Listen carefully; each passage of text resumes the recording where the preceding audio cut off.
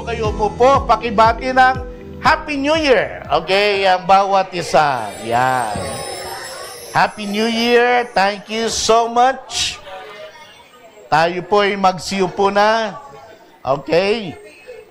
Yung mga nasa likod, merong bakanting upuan dito. Baka gusto nyong mag-forward ng konti. Okay? So, praise God. Alright. Thank you so much. We are back to our original schedule. Meron na po tayong 10:30 at mamaya 3:30. Okay? Yung ating ibang kabataan yata ngayon ay nasa libing din yata, no? Parang may isang mother ba ng youth din yon sa cul-de-sac. But anyway, today is also our Holy Communion Sunday.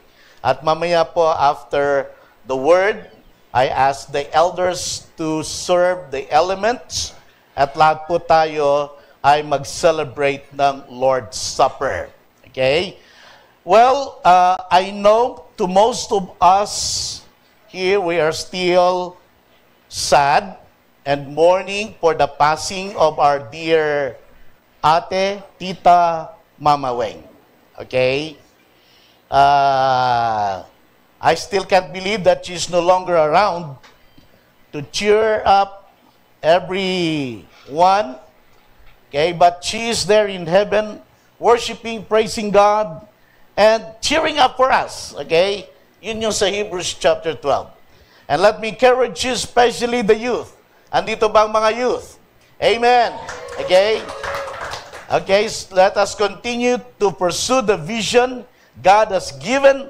Okay, the church, continue the legacy of Ate Weng or your Mama Weng. She has done her part. It's your time now to carry on the task of making disciples. Amen po ba? Okay, if you are seated beside the young people, pakisabi, come on. Okay, rise up, mighty man or woman. Yan, Sir Lodi, young people yung katabi niya. Ano? Praise God. So, anyway, she will always be with us all the time. Okay? Of course, you know, may kalungkutan, pero meron din mga kasiyahan. Okay? We are so blessed and we are so grateful for the newest couple in town. Okay? Like to welcome Mark and Carol here. Mark and Carol, thank you. Ba't andito kayo? Di ba dapat Brother Ed, ba't andito itong mga ito? Pastor Alex, pinareport mo ba ngayon sa media tech team? Buti na lang hindi ka nakaupo doon. But anyway, good to see you, Carol and Mark. Congratulations po. Palakpakan po natin. Ha? Che, ikaw ba yung maganda na yan? Che, welcome, Che. Sprackenheit, ano bang kwan ng Germany, ng German. Anyway, Che, welcome. Good to see you. Okay, praise God. All right. So, Sprackenheit. Anyway, I'd like to welcome also Tatay and Nanay Grabador here. Pedro, okay. Welcome. Welcome po, Tay, Nay. Okay, thank you po. You are here today. Well, anyway, na-excite lang ako to see faces here. Praise God.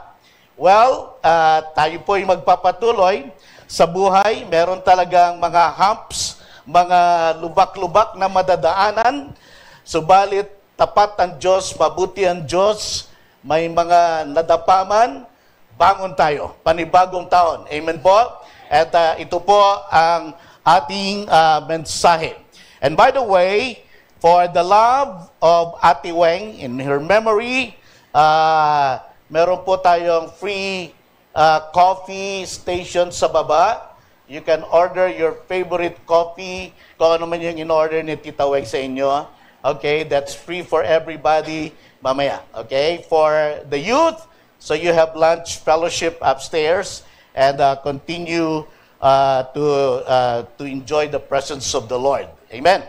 Well, today God has a wonderful message for us to start the year.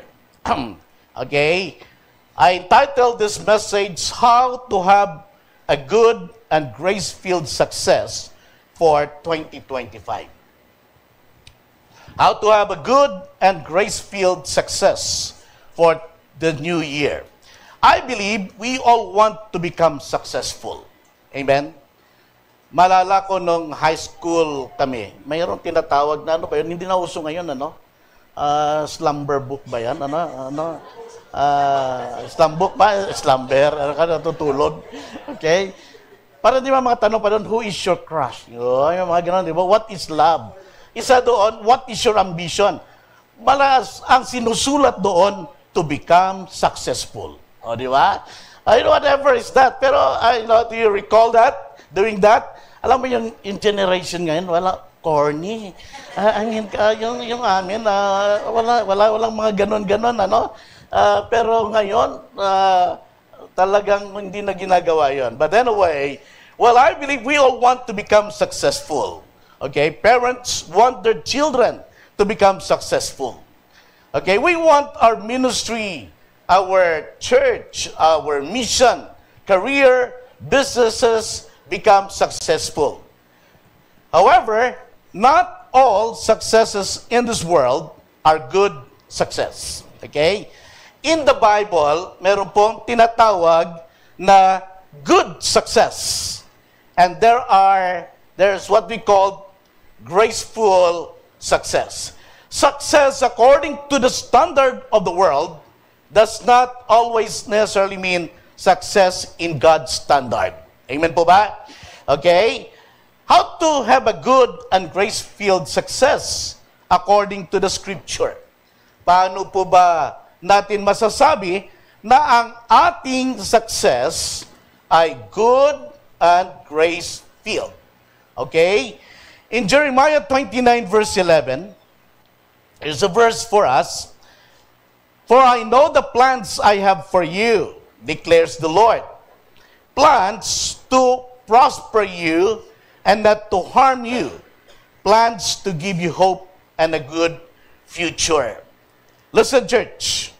God's plan for us is to prosper us. Okay? To prosper here is not just about having more money, but definitely including money. But to prosper includes your health, your family, your relationship, your spiritual life, and of course, blessings of finances and material. But, okay, sabi nga dito, plans to give you hope and a good future. What is a good future? Good success. We are destined for success. Okay? Big doors and opportunities are opening God's people. Yes, there are good things that God has predestined for us this year, individually and corporately. Jesus said in John 10:10b, I have come that you may have life and have it more abundantly.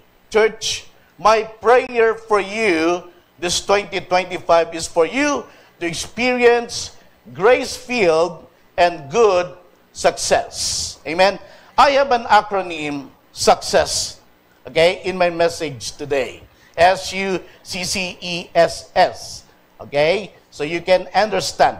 Well, I don't know if I can finish this, but I will just stop when the Holy Spirit tells me to stop today. Okay? Letter S stands for to have good and grace-filled success. See your goal with faith. Okay? I believe all of us here ay may mga goals in life. Right? But I want you to see your goals with faith. Why? Because faith alone pleases God. Amen? Enlarge your vision. Sabi nga sa Proverbs 29 verse 18 in King James Version, where there is no vision, the people perish. Okay? The people perish. Church, this 2025, envision your good success and, okay, your future with faith. Okay? Healthier lifestyle, stronger body, success in your studies, and fruitful career. Excuse me. Again, envision your good success with faith, healthier lifestyle, stronger body, success in your studies for those students, fruitful career and ministry. But why faith? Because, again, faith, without faith, it is impossible to please God.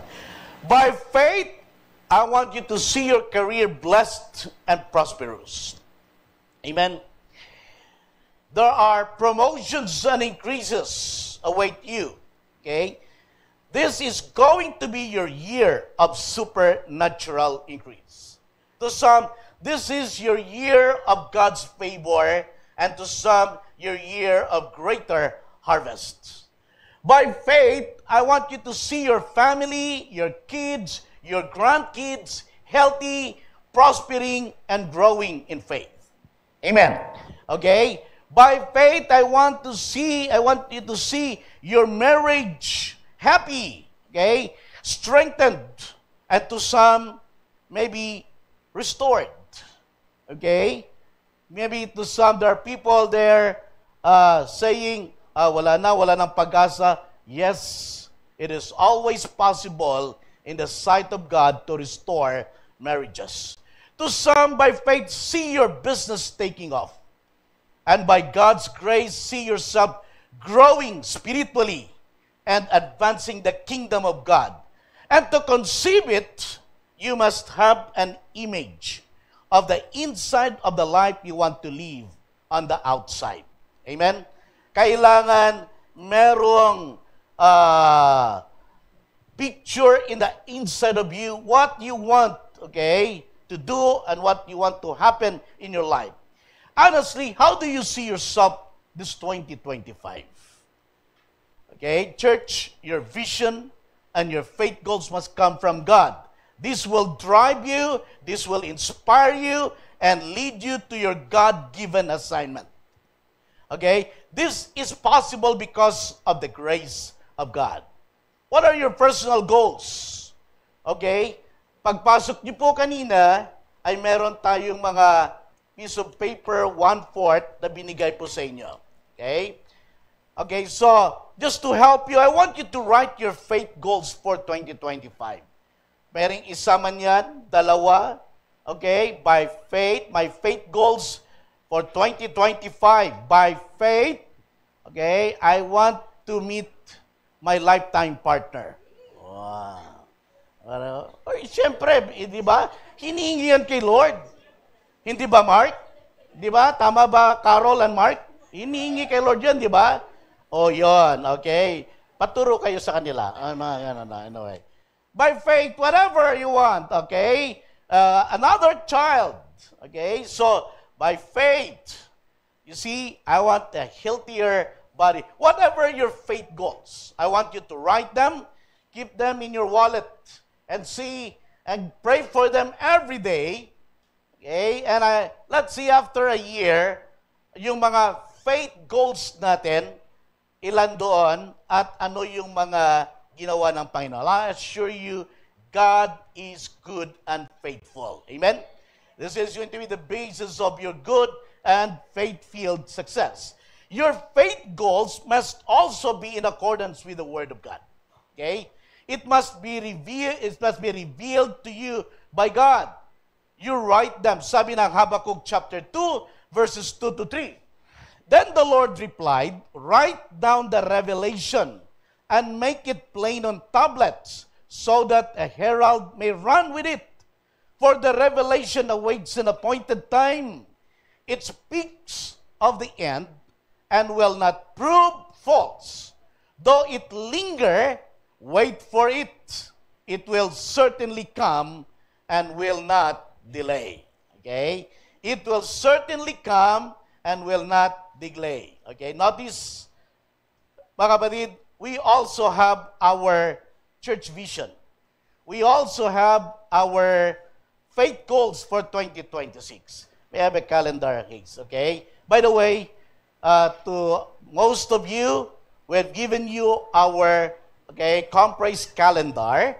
Apo, in there, ang ganda nito, galing na tayo. Thank you, Francis, for that. Okay, and there is our vision, our mission, our motto, our theme for the year, our goals for the next 2 years. Okay, so like 75 healthy cell groups, 2 church planting, 120 self-servant leaders, interns, 200 prayer warriors and intercessors, 3,000 souls for Jesus, 120 disciple makers, 150 baptism, 4 mission trips and outreaches. Okay? Kung saan man tayo dadalhin ng Panginoon. By the way, if you remember, okay, we want you to have this calendar. Ask kay Ate Hazel or Sister Ludi, okay, and we'll give you because we don't want you to miss yung mga activities po natin dito. Kung wala kayo, if you want to ask extra, please see Sister Ludi. Okay, we have enough sa office. At I think may dala si Hazel dito. And also to our guests and supporters, prayer warriors, so you can pray for us. Amen po? Now, okay, so on our new conference calendar, in there, this is the year of nurturing. Okay? The year to nurture. Okay? We nurture by engaging, by establishing, by equipping, and by empowering people for the kingdom of God. Amen. So listen, church, mga kapatid, ang vision at goals ay mahalaga. Kaya nga, I want all ministries, okay, also to have their faith goals. Kaya ito po, mamaya po, we're going to give you also a form, okay, where every ministry must have. This is what we're going to fill up as our goal for ministry. If you are leading a ministry like worship team, ushering, missions, youth, teenagers, or whatever, so in there, I want you to put your faith goals. I want you to write a drop of your budget, we can always talk budget as sa eldership, but I want us to see. And this is what we're going to discuss in our leaders or elders vision casting come October 7th. Bakit October ako na October? Okay. Come January 17. Kasi ayan po ang ating i-discuss. Okay? Mamaya po ay bibigyan kayo at naka-attach po din dyan, of course, the vision, the mission, and the core values of the church. So you will know the basis of your ministry's faith goals na nakabase po sa ating overall vision. Ang faith goals, okay, at vision ay kaloob ng Diyos sa atin. Kaya sabi ko nga, see your vision, okay, with faith. Kasi ito'y galing sa Diyos. Kasi kung hindi with faith, ibig sabihin kung kaya mo lang naman gawin, hindi yan by faith. Amen? Faith is something you cannot do and only God can do. Amen? Faith is something that, you are inspired, okay, to do what God gave you.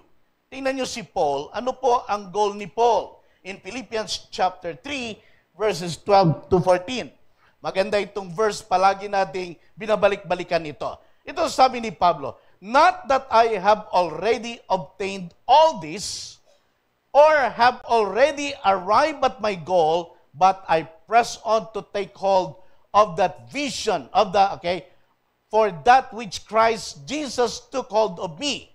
Brothers and sisters, I do not consider myself yet to have taken hold of it, but one thing I do, forgetting the past, forgetting what is behind, and straining toward the goal, what is ahead.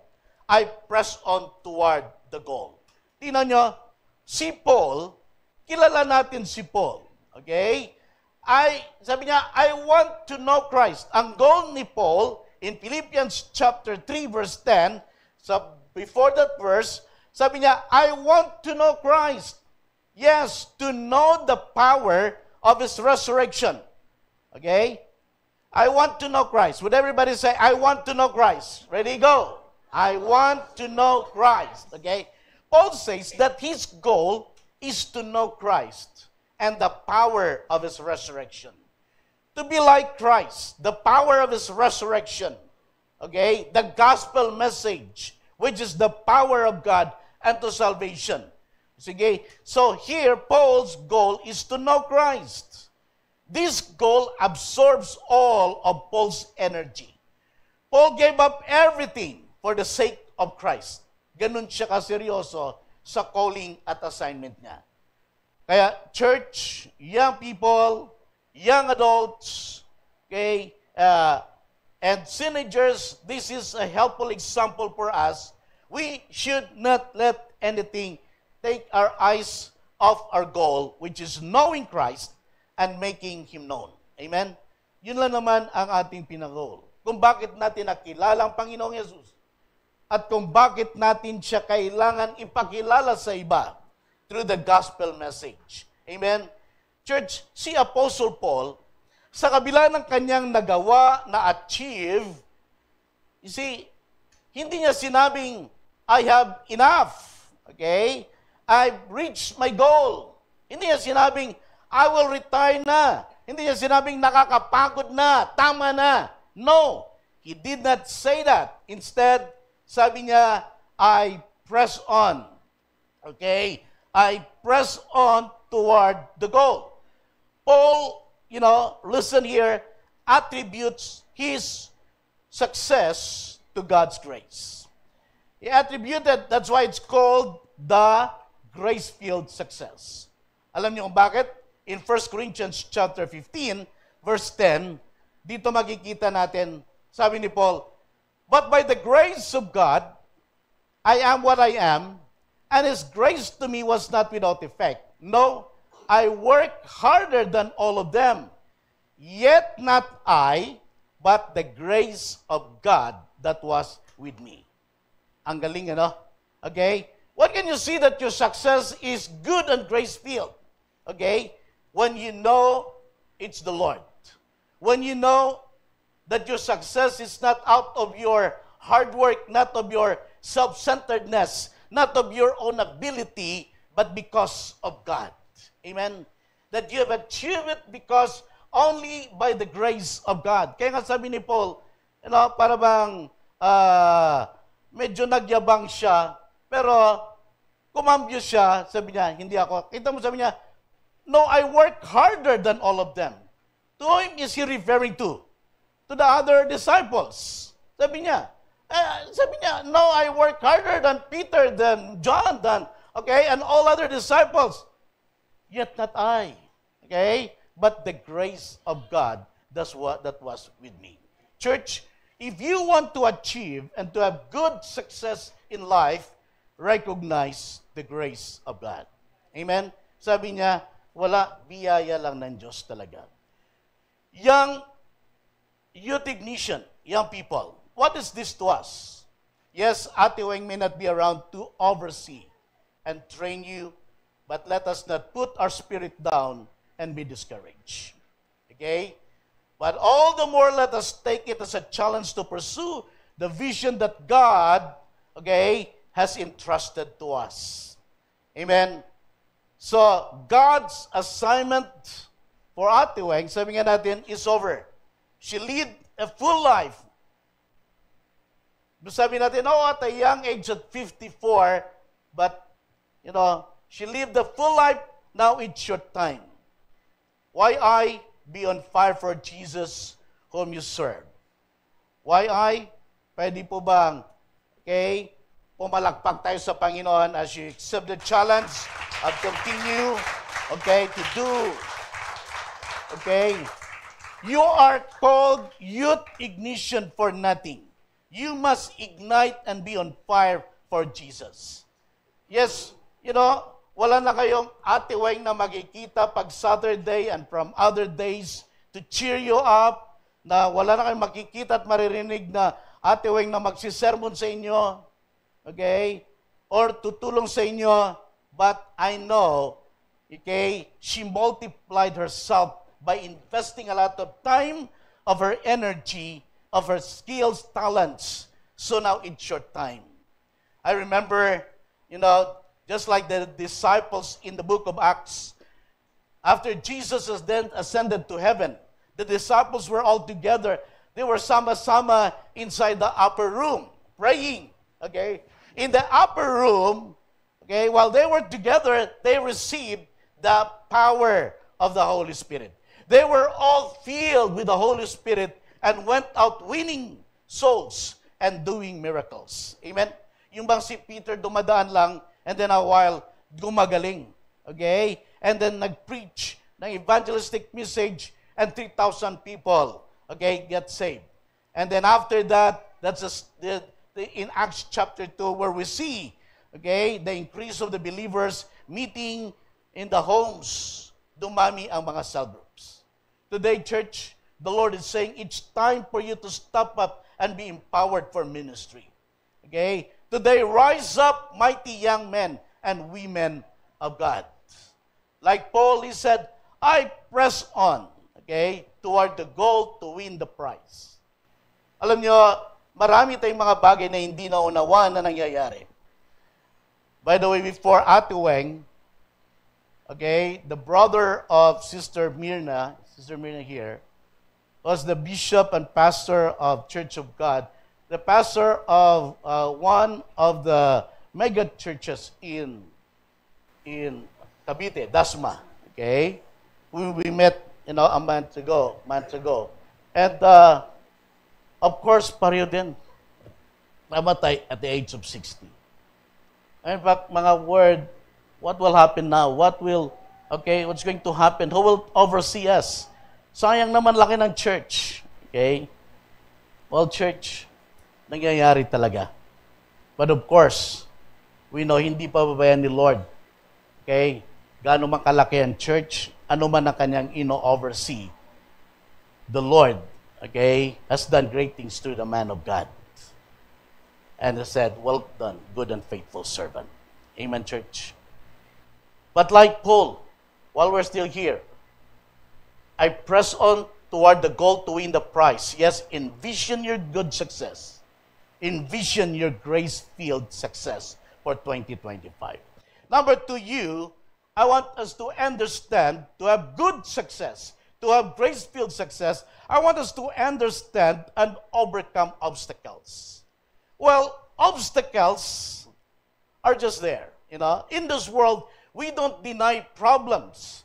We don't deny challenges. We don't deny trials. Wala yatang tao dito na magsasabi walang problema, walang mga trials or challenges na hinaharap. Okay? Lahat po tayo meron. Yung namatay lang ang wala na. Okay? Kaya si Ate Weng wala na. Nag-i-enjoy siya sa presence ni Lord.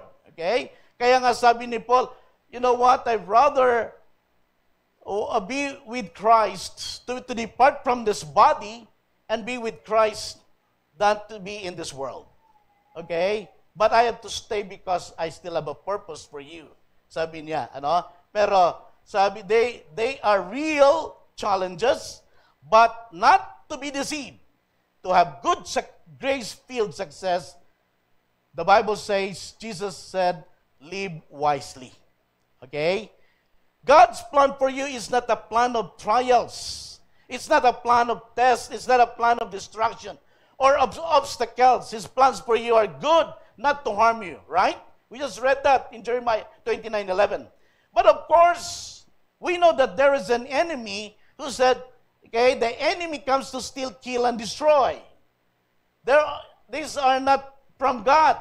Okay? The enemy is also active in spreading lies, deception, temptation, destruction, okay, and death. So Ephesians chapter 5, verses 15 and following, be very careful then how you live, not as unwise, but as wise, making the most of every opportunity, because the days are evil. Therefore, do not be foolish, but understand what the Lord's will is. Do not get drunk on wine, which leads to debauchery. Instead, be filled with the Holy Spirit. Ano sabi dito? Be very careful then how you live. Not as unwise, okay, but as wise. Again, Paul admonished the Ephesians to live wisely. Sabi, 2025 daw ay year of snake. Kaya nga si Pastor Alex, binati na ng Happy New Year. Maaga. Okay? So, nakita niyo ba yan nung Thursday? Pinost ni Pastor Alex, sabi niya, this dude or this guy came too early for the lunar Chinese New Year. Kasi nga, sa Chinese New Year. But you see, if there is anything good about snakes and serpents, at least in the Bible, Jesus said, be wise as a serpent. Okay? Be wise as a serpent. Jesus taught and used the serpent's wisdom to demonstrate how to live wisely. You know what, Doc Rolly, I can still remember your first sermon. Alam mo ba yun, Doc? About the serpent, right? Sabi ko, baka kaibang message ni Doc Rolly, Okay, when the first time I assigned him many years ago, we talk about the snake, okay? So, how not to be deceived by obstacles that come your way. You know what? The snake is wise. There are characteristics in the snakes that I want you to appreciate. He senses danger through its tongue. Di ba kaya yung snake, palaging nagbubukas at parang yun nga, hindi ko alam kung andun yung nose niya dahil, okay. Ano what? He has a good sense of hearing and avoids confrontation if possible. Tayo mga tao, gusto natin confrontational palagi. But the snakes, honestly, pag na-sense niya na may danger sa bandang kanan, hindi siya pupunta doon. Kakaliwa siya. Okay? However, he attacks only when confronted. Pag magulat siya, syempre ang reaction niya. Okay? So, listen church, they are sweet to move. Napaka gentle. Okay? And I think one time Dr. Rolly said, they're the cleanest, animal, or do you call that animal, or whatever, here on earth. Nga, di ba? Malinis sila. Makita mo. Wisdom is needed in these last days because there are many dangers to our faith. Okay? Marami po, the danger of our ruined testimony. Sisirain ang ating mga patutuo. Be careful how you act and move. What you say and how you see it. Don't be too quick to judge. Avoid confrontation. Kaya nasisira ang testimony natin. Minsan gusto natin ng confrontational. Okay? Ayaw natin patalo. Mayabang din tayo. So kaya, nagkakagulo-gulo. Just like the snake, he avoids confrontation, if possible. The danger of drifting or backsliding. Many Christians today drifted away from their faith. Okay? Nagtatampo, napapadpad, lalo na kapag marami ng mga resources at mga nagagamit at mga makamundong bagay. The danger from false teachers. Kaya, if you are not deeply rooted on the Word of God, madali kang ma-sway ng mga false teachers. Kaya nga, meron tayong equipping stations. Meron tayong kinakailangan ay pagdadaanan mo ng mga doctrines at ang ating mga MRT. And I want you to take note of that because that is our way of teaching you to be more deeper in our understanding about the Lord. The danger of procrastination. Ano po yung procrastination? Okay, you put off intentionally, habitually, something that should be done. Yung ba sabihin mo, dapat mag-church ako, pero saka na lang, napagod na ako. Dapat nga, mag-witness ako, dapat, saka na lang, bata pa ako, marami pa akong oras, procrastination. Okay? Yung bang, pagpaliban mo, dahil alam mo na may iba pang araw. Who knows? Okay? You don't know what will happen tomorrow. Okay? Procrastination is a sin when God asks you to do something and you don't do. So mga kapatid, church, may mga obstacles sa buhay at sa mundong ito dahil sa kasalanan. Okay? You will not be successful to something.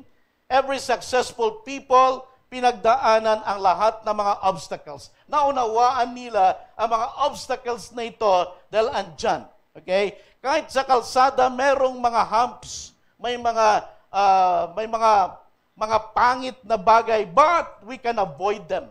Okay? Be discerning, walk by faith, and pray always. I want you to understand our three common enemies here that will hinder your success because they are there to stop you. Number one, the enemy, Satan.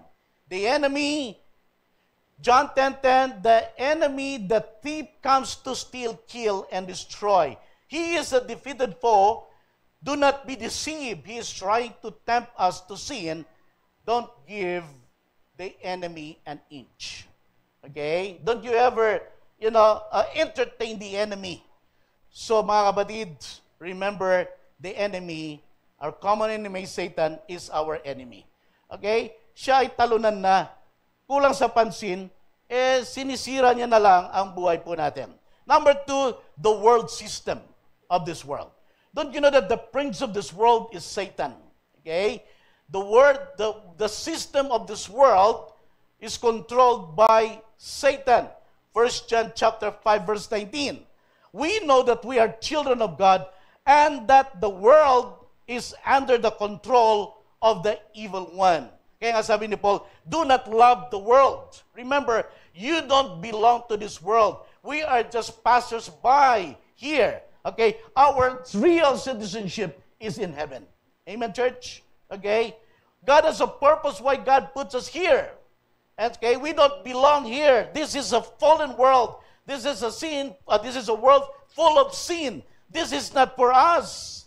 But God has given us the earthly suit, okay, because we have a purpose. Mga kapatid, young people, we don't belong to this world. Do not conform any longer to the pattern of this world. Piliin mo ang mga friends mo sa mundong ito. Okay? Kaya nga, meron tayong mga cell group. Sila yung mga kasama mo, magpalakasan, magdalanginan. Sila yung kasama mo na mag-aral ng salita ng Diyos. That's why, by the way, we resume our cell group this week. Okay? You can start, kumustahan lang, and pray together.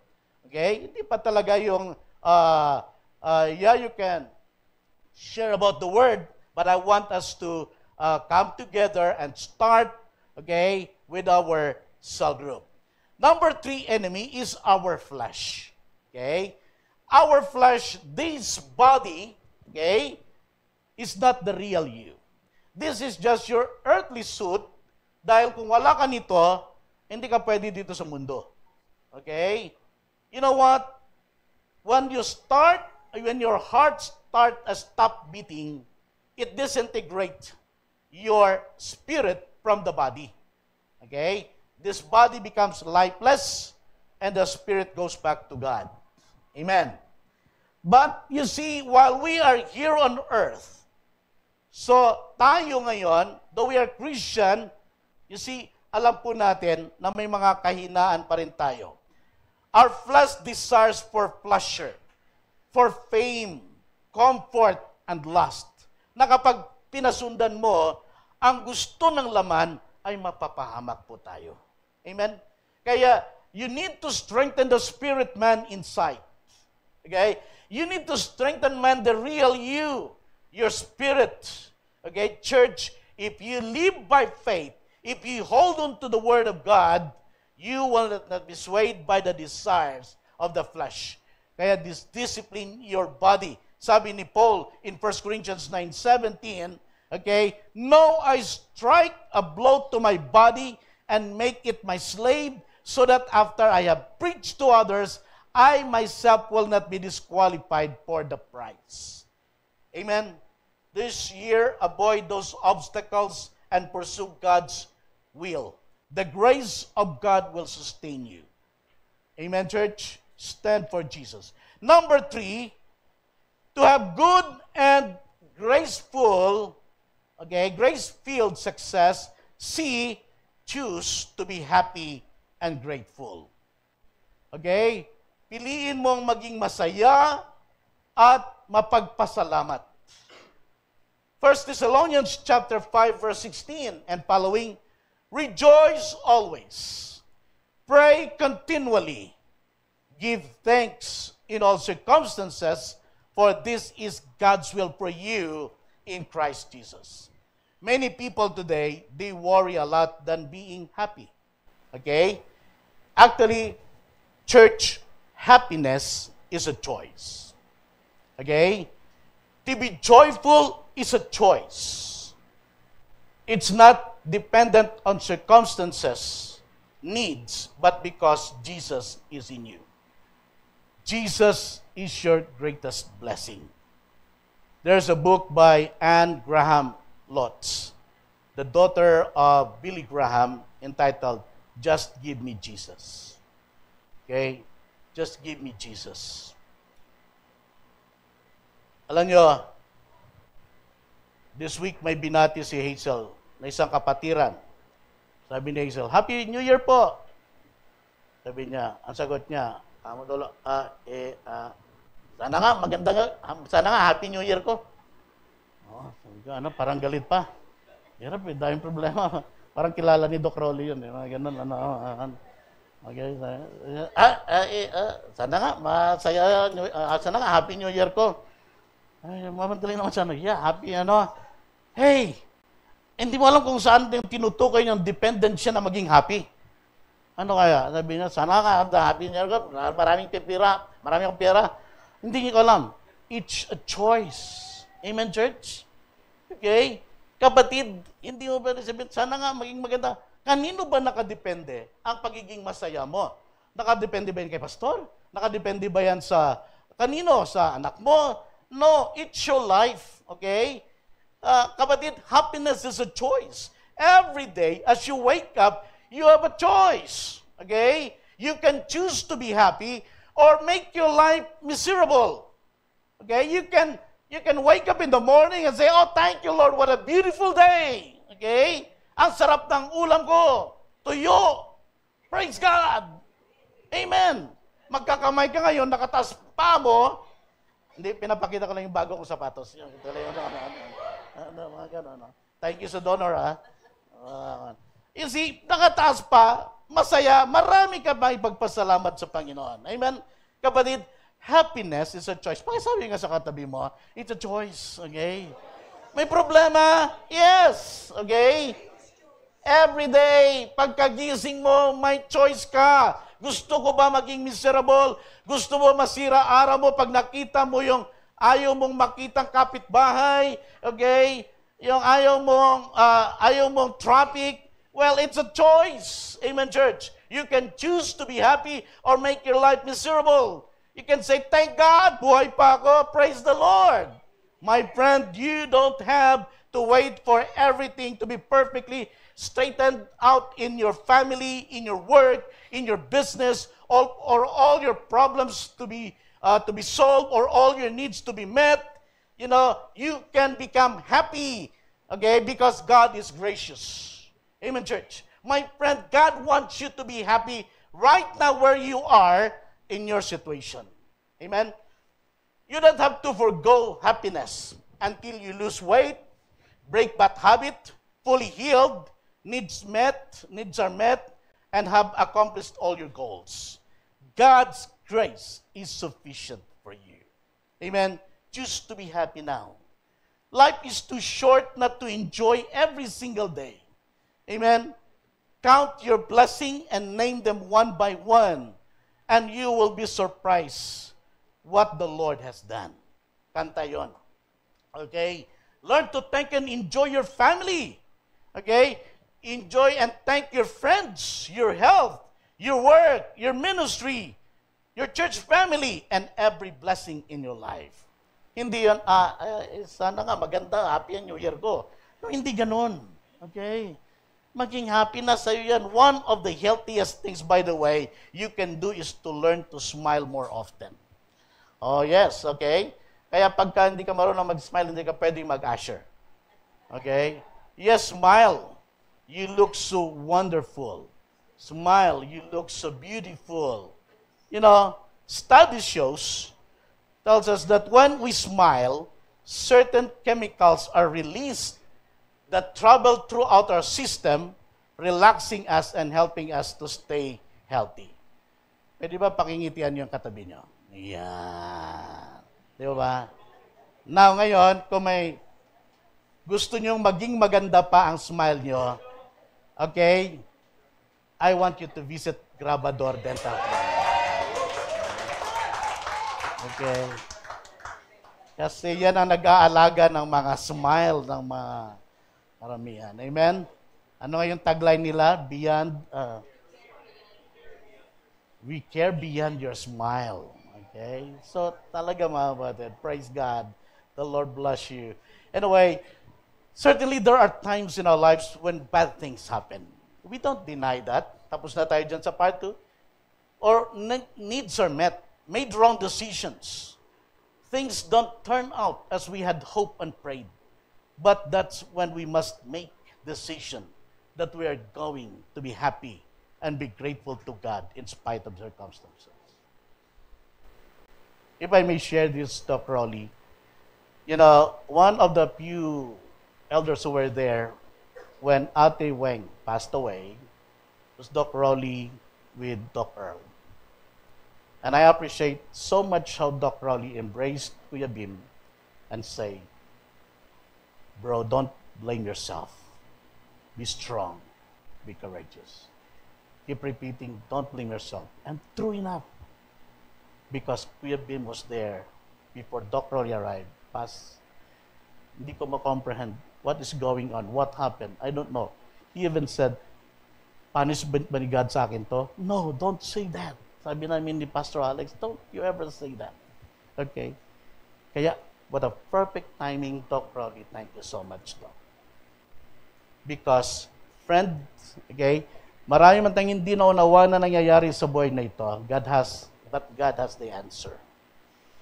Alam niyo, choose to be happy because only by the grace of God. Your pastor here, okay, pastor only by the grace of God. It's good to be surrounded by good, wonderful people like you. At the young age of 24, I had this psoriasis. Okay? At age 30, I have them all over my body, including my scalp. I'm taking the CPA board exam. Nagpapa-injection ako sa ulo ko dahil ang kapal ng, ng scale ko, akala mo, kapal kaya para makahinga. Okay? And it's too itchy that I cannot concentrate. So, church, listen. And after that, after 5 years, sumunod na naman ang arthritis. And pains all over my body. Okay? Nang unang naapektuhan nga ang hips ko. That's why I had my hip replacement in 2009. Okay? Mga kapatids, every day, I choose to be happy. Every day, I made a resolution. Lord, nothing can change, okay, can take away my joy of serving you. Okay? In pain 24/7, even in bed, okay, there is pain. I took a lot of medicines. I took a lot of, including yung mga steroids, nag-moon face na ako, lumaki na ako.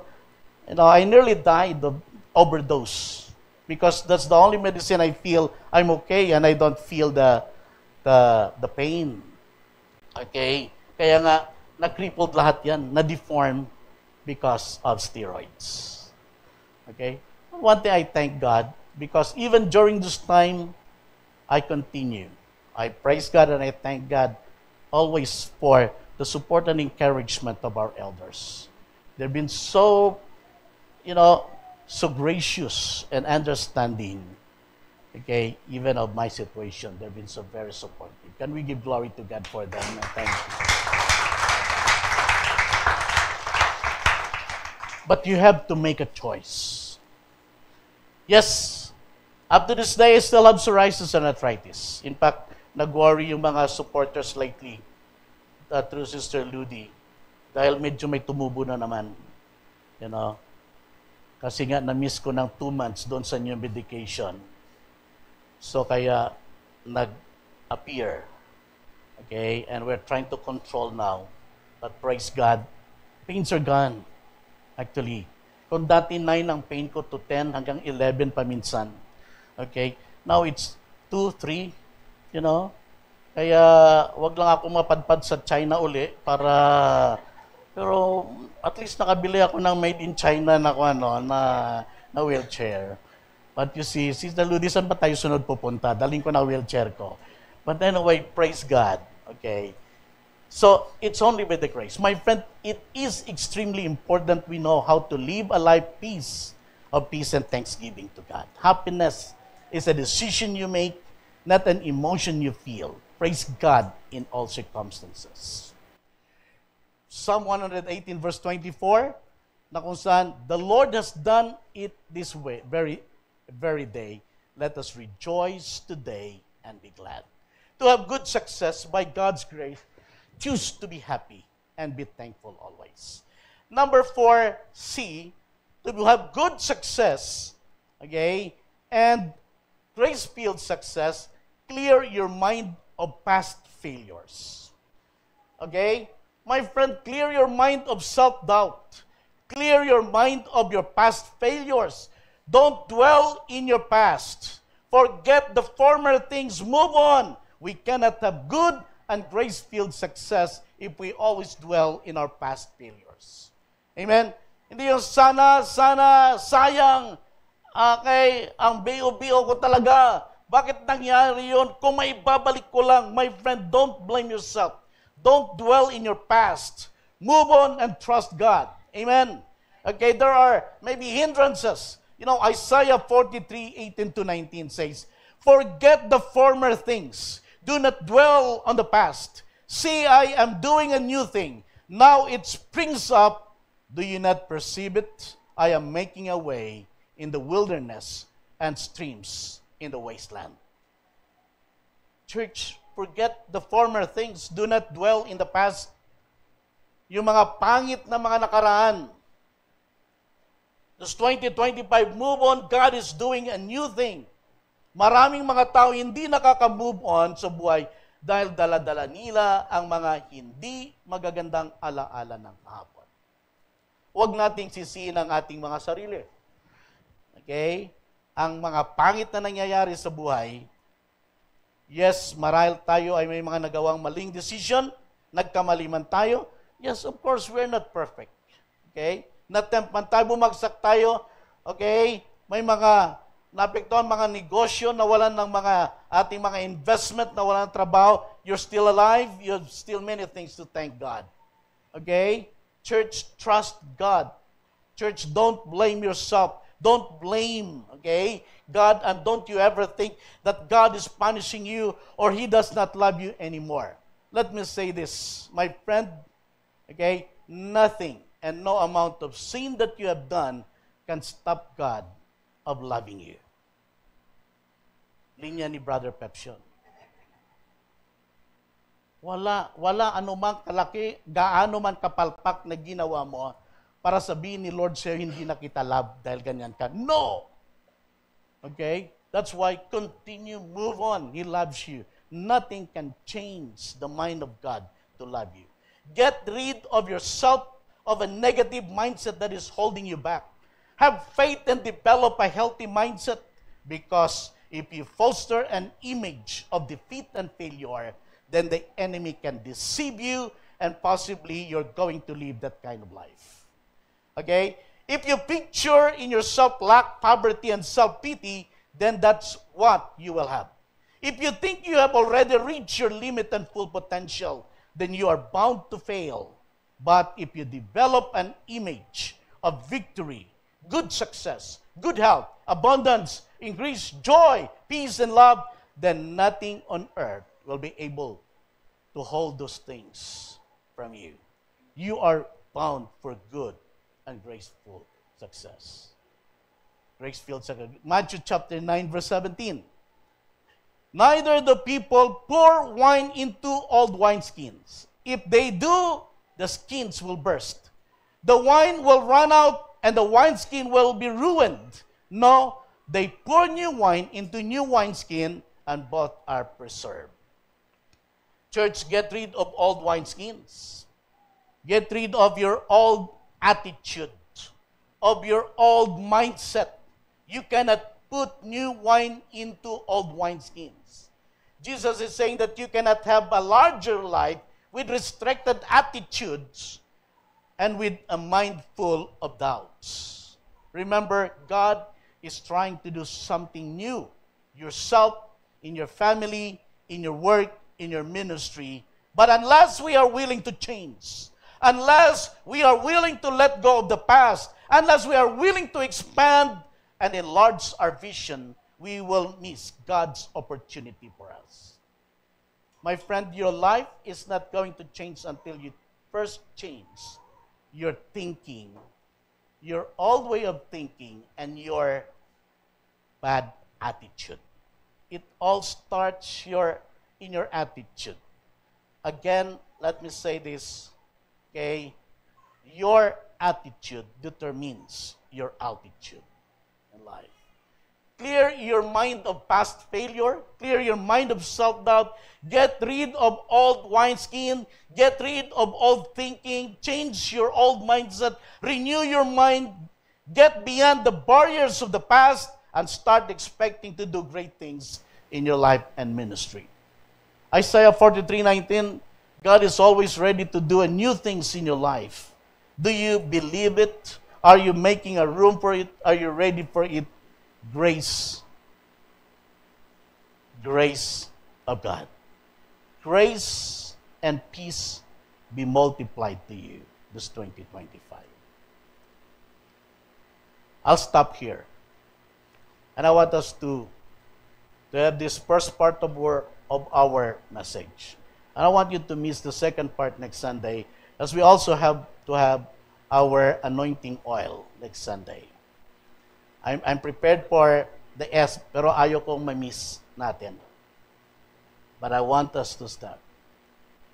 I was telling Pastor Alex, sabi ko kung hanggang saan ako mamaya. But I want us to come before the Lord's table now.